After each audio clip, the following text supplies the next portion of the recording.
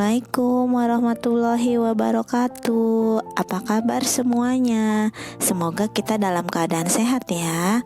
Ketemu lagi bersama saya di channel Belajar Menyenangkan bersama Ahmad dan Iin.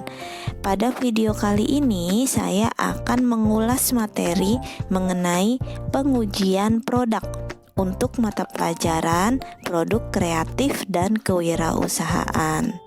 Pengujian produk itu apa sih? Yuk kita belajar lebih dalam lagi. Sebelum belajar, jangan lupa di subscribe channel Belajar Menyenangkan bersama Ai, biar channel ini lebih berkembang. Terima kasih. Yuk kita mulai belajar pengujian produk. Submateri yang akan kita bahas pada video kali ini yaitu 1. Pengertian dan prosedur pengujian produk. 2. Fungsi, standar, dan tujuan pengujian produk.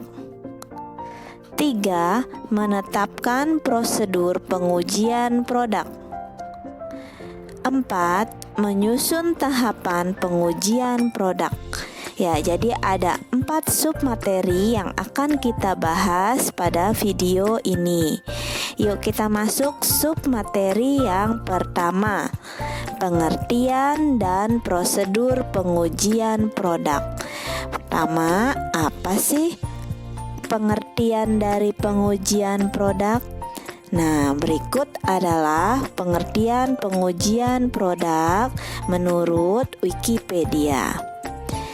Pengujian produk adalah kegiatan yang merupakan salah satu tahap dalam pengembangan produk baru sebelum diproduksi dan dipasarkan. Produk baru terlebih dahulu diuji untuk mendapatkan umpan balik dari kelompok konsumen yang memang menjadi sasaran produk tersebut. Dengan pengujian konsep produk ini, perusahaan akan memperoleh produk atau merek yang mempunyai masa depan yang baik. Jadi ini adalah pengertian dari pengujian produk. Materi selanjutnya mengenai prosedur pengujian produk. Secara garis besar, terdapat 4 kegiatan inti dalam prosedur pengujian produk, yaitu 1. Pengujian teknis dengan cara membuat prototipe yang merupakan approximation produk akhir. Nah, prototipe itu adalah contoh dari produk tersebut, ya. Nah, di sini sebagai contoh, estimasi usia panjang produk dapat mempengaruhi frekuensi dan biaya pengiriman. Kemungkinan timbulnya masalah pemakaian yang signifikan dapat mengakibatkan diperlukannya tambahan informasi periklanan, labeling, atau point of sale. Yang kedua yaitu pengujian preferensi dan kepuasan. Pengujian ini digunakan untuk menetapkan elemen-elemen yang akan dirancang dalam rencana pemasaran dan untuk membuat ramalan penjualan awal dari produk baru. Nah, secara umum ada 2 utama untuk keperluan tipe pengujian ini ya. Ada 2 cara. Yang pertama, pendekatan meminta konsumen untuk memakai suatu produk. Yang kedua, dengan melakukan build test atau sedemikian rupa sehingga konsumen membandingkan berbagai alternatif produk. Ya, ini adalah pengujian preferensi dan kepuasan. Yang ketiga yaitu pengujian pasar simulasi. Maksudnya gimana? Ini merupakan prosedur riset pemasaran yang dirancang untuk memberikan gambaran cepat dan murah mengenai pangsa pasar yang dapat diharapkan dari produk baru. Ya, ini merupakan pengujian pasar simulasi. Keempat yaitu pengujian pasar. Nah, pengujian pasar di sini yang dimaksud adalah tes market, berbeda dengan pengujian pasar simulasi. Nah, perusahaan di sini menawarkan suatu produk yang dijual di wilayah pasar terbatas. Jadi, pasarnya dipilih ya. Nah, pasar tersebut sedapat mungkin mewakili keseluruhan pasar di mana produk tersebut nantinya akan dijual. Nah, ini yang dimaksud dengan pengujian pasar.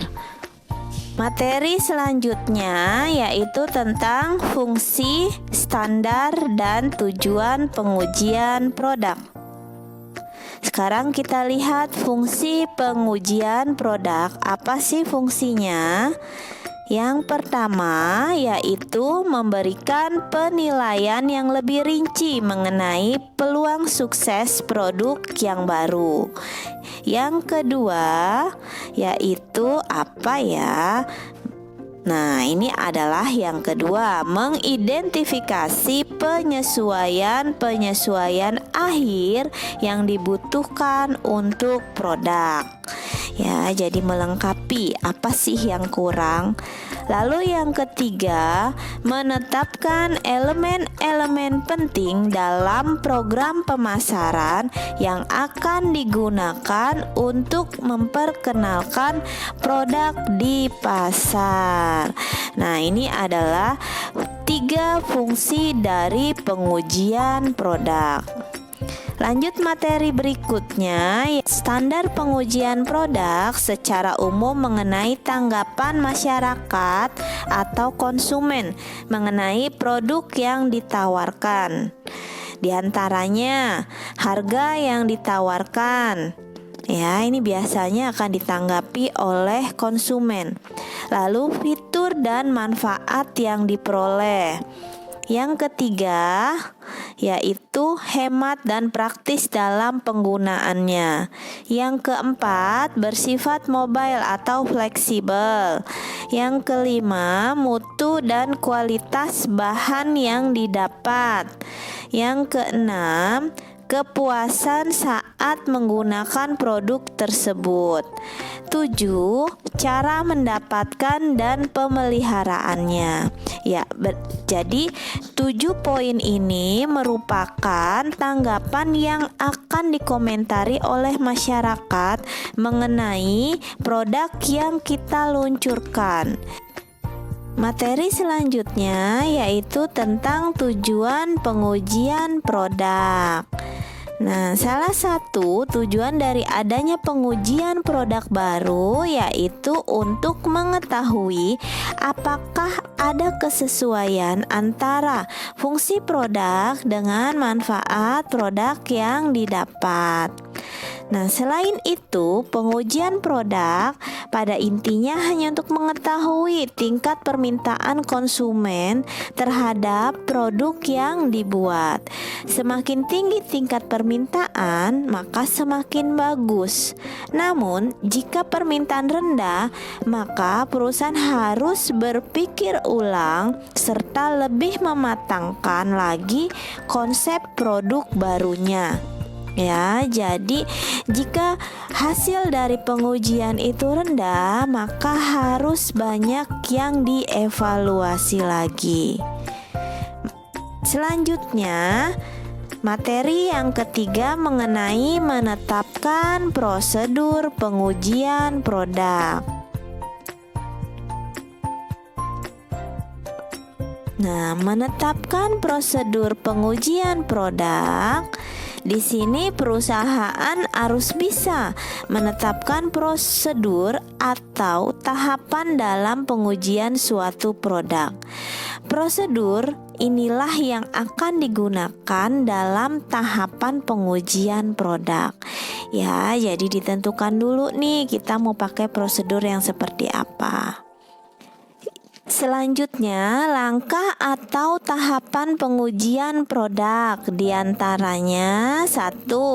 Penyelesaian prototipe produk akhir.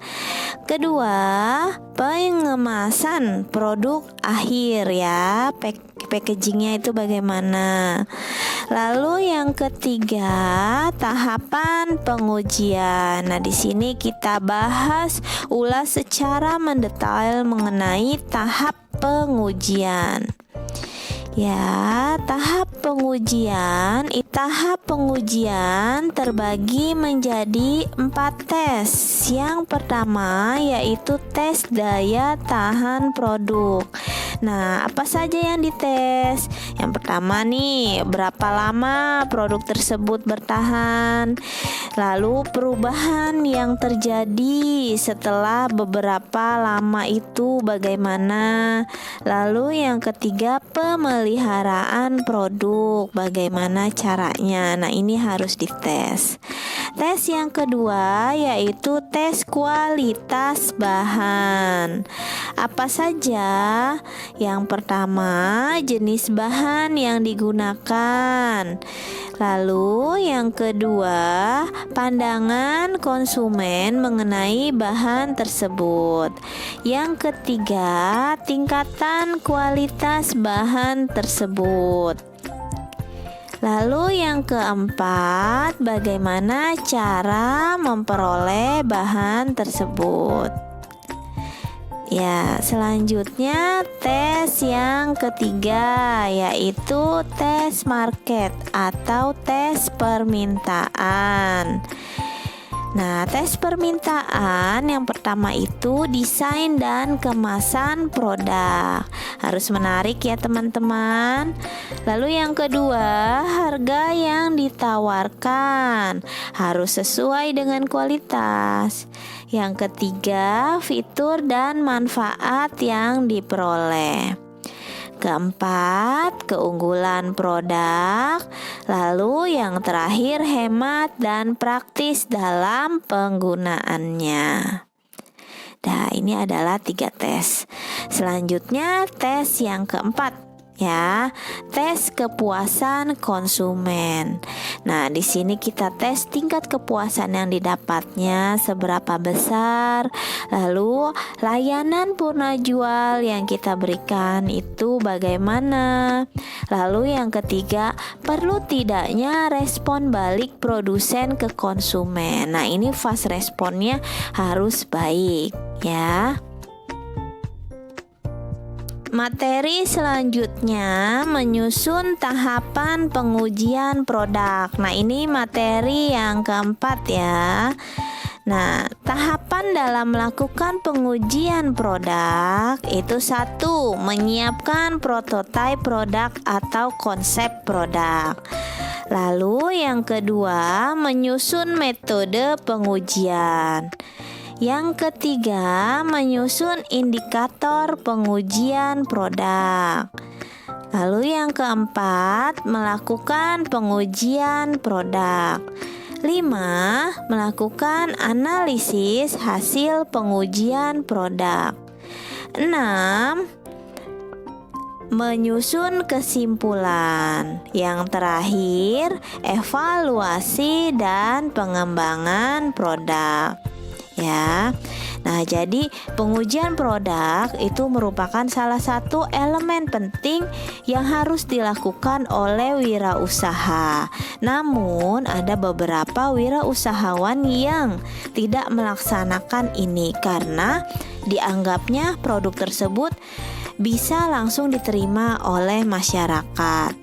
Sebenarnya sih pemikiran tersebut tidak salah juga ya, karena terkadang kondisi masyarakat atau konsumen kita itu bisa berubah setiap saat ya, menyesuaikan dengan kebutuhan dan keinginannya sendiri.